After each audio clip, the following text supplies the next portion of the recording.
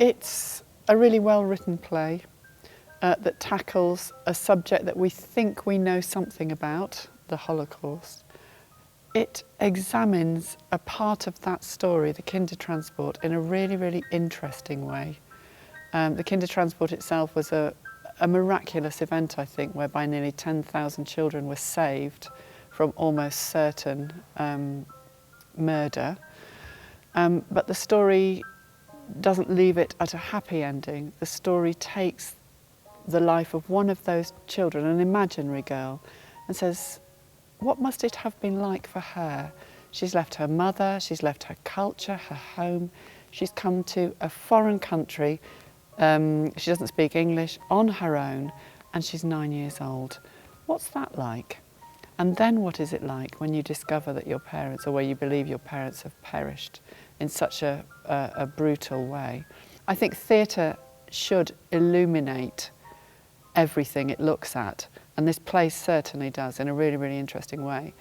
And I think it's vital to do this play now. Firstly, because I think in the sort of world history, I think the Holocaust has been such a seismic event that has changed so many things. It's changed the way we think of ourselves as human beings, that we could be capable of such things, and we're still doing. So it's really important not to forget that, I think, and to remind ourselves of how easily these things happen if they're allowed. But also because I think in Europe at the moment we are wrestling with a migrant so-called crisis. We have children, unaccompanied minors from all over the world who are looking to us to look after them and help them, and I think we all have a duty to do that. So I think that's a really, really good reason to stage this play at this time.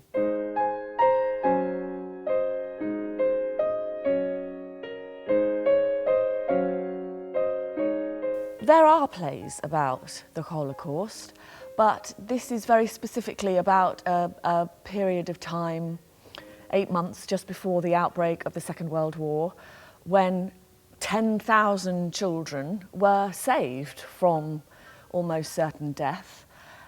So I think that is, for starters, a really good reason to do a play like this.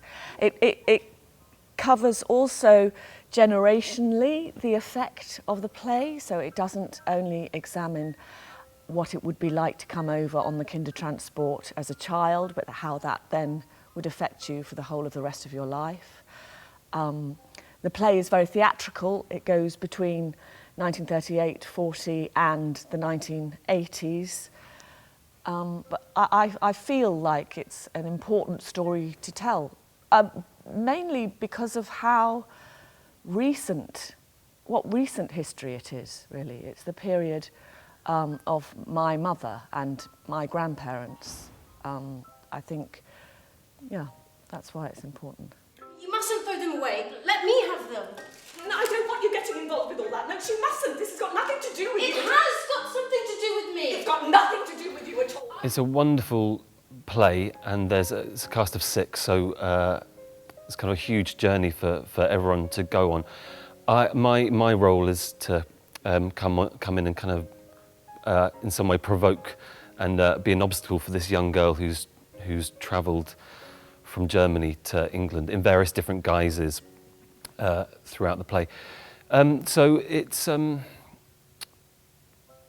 obviously there's a responsibility when you're telling a story that's historically truthful, but it's also our job to make it emotionally truthful and to marry those two things, so that I think if someone came in who knew nothing about it, they would understand what the Kindertransport was, but equally if someone who'd survived it, for example, came to see it, they could also recognise their own experience reflected back. I've played real characters before, QC's or Philip Larkin's partner, but nothing has touched this at all.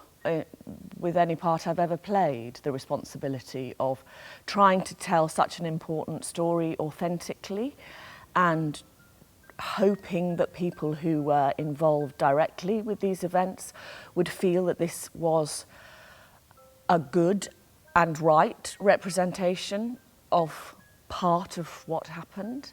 So it does feel a massive responsibility. There's a beautiful character called Lil in the play who fosters this young girl who comes over, and there's something, I think, a lesson for us all in there of how could you selflessly, could we take in someone into our home and raise them and help them survive this separation from their parents. It's really remarkable that people did that and led these children through a probably very confusing and upsetting experience in a way that I don't think we could imagine doing now. I don't think any of us contemplate that, and the word refugee now has, I think, lots of unpleasant kind of tabloid associations that I think this play really makes a strong case against. It cannot be easy to leave your home and do that, and this play really shows us the difficulties and the I don't know, the kind of bewilderment of what it must be. I think we assume it must be easy for someone to get on a boat and cross the Mediterranean, and but it must be full of fear and danger. And I think the play really allows us, in a kind of beautiful and simple way, to access those feelings. With every piece of theatre, the message has to be look below the surface, look beyond your first assumptions.